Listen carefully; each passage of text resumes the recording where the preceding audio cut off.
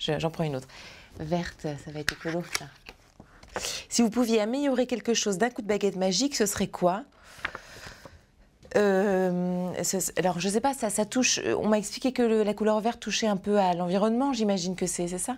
Il y a tellement de choses à améliorer que c'est fastidieux de répondre à cette question. Mais je pense à la conscience des hommes. Je pense que c'est ce qu'il faut améliorer en premier lieu, parce que après, dans le côté pratique et matériel de la chose, il y a énormément à faire, on l'a bien vu. Toutes les catastrophes naturelles qui nous arrivent dans la gueule, à cause souvent de l'homme. Mais je pense que voilà, ce qu'il faut améliorer, c'est la prise de conscience et le respect profond de la nature, qu'elle soit humaine, bien évidemment, animale, minérale, enfin je sais pas, mais la nature d'une manière générale, le respect et la conscience qu'en fait on ne fait qu'un déjà tous ensemble. Enfin, c'est difficile d'expliquer sans avoir l'air un peu... En même temps, c'est un peu spirituel. Hein. Voilà ce que je pense. Je pense on croit toujours qu'on est séparés les uns des autres, alors qu'en fait, j'imagine qu'on est plus reliés, en fait, un peu comme une chaîne, et que quand... Enfin, c'est un peu bête, hein, mais quand on fait du mal à son voisin, ça se répercute forcément à un moment donné sur notre propre personne. Et je trouve que voilà, et ce qui est important, c'est effectivement cette conscience-là, à mon avis, qu'il faudrait développer plus d'amour, plus d'échanges, de partage, et qui amènerait effectivement à une meilleure compréhension de l'environnement, de l'univers, de la nature, voilà, et des autres. Donc la conscience, c'est important de l'élever. Mais je suis la première à vouloir le faire, hein, et à pas toujours y arriver, mais bon, voilà. Alors, je prends une question bleue. Que se passerait-il si votre compagnon oubliait votre anniversaire? Je crois que je le prendrais très mal, parce que ça fait très longtemps qu'on est ensemble, donc mais ça n'est jamais arrivé, et ça n'arrivera jamais. Voilà. Hein? Non, pas du tout. L'anniversaire, c'est important de le fêter. Bon, moi j'aime bien qu'on me le souhaite, et puis ça s'arrête là. C'est une nouvelle année, et on se souhaite du bonheur pour l'année à venir. Un peu comme la nouvelle année, finalement, jour de l'an, hein. Pour moi, c'est toujours un peu les mêmes fêtes. Et voilà, mais sinon, je ne demande pas à être gâtée particulièrement. J'ai pas envie non plus qu'on le célèbre comme un symbole incroyable. Voilà, ça peut être aussi un jour comme un autre, peut-être un peu plus joyeux. Alors, je vais prendre une question mauve, que je n'ai jamais choisie encore. Manque de sommeil et les yeux gonflés au réveil, que faites-vous ? Qu'est-ce que je vais bien pouvoir vous dire? En fait, je fais pas grand-chose, je laisse passer un petit peu de temps, parce que généralement, ça dégonfle au cours de la journée. Mais qu'est-ce que je pourrais bien donner comme petit filon aux femmes qui nous regardent? Petit filon d'actrice, ça, je sais qu'on aime bien ça en général. Mais les sachets de thé, j'ai jamais essayé. Le glaçon, je crois que c'est efficace.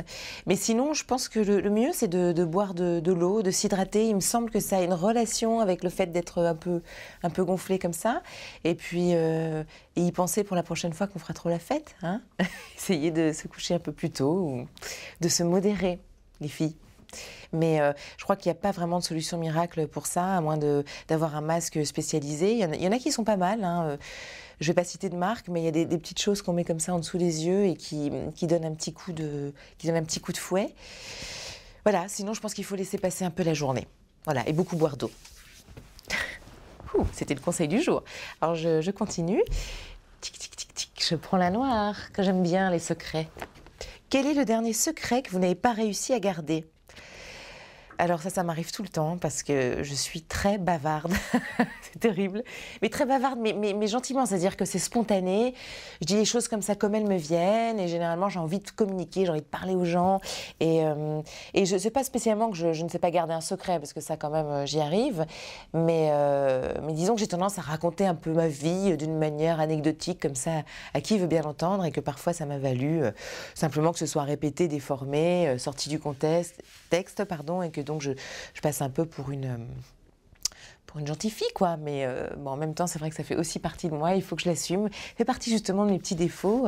C'est pas du bavardage, mais c'est un peu une spontanéité, une façon d'être naturelle et voilà, et comme ça un peu de dire ce que je pense, qui aurait dû normalement s'atténuer avec les années, mais qui finalement prend de plus en plus d'ampleur. Donc je crois que ça fait partie de ma personnalité, finalement, il faut que je fasse avec. Et oui. Alors j'y retourne. Je prends une couleur rose, petite. Vous vous imaginez comment à 25 ans? Alors ça, c'est vraiment la particularité de l'enfance, c'est qu'on ne s'imagine pas, en fait, tout simplement. 25 ans, ça a l'air d'être le bout du monde. Et c'est pas que j'avais pas d'imagination, mais je n'allais pas chercher très loin, en fait, tout au plus à la fin de l'année scolaire.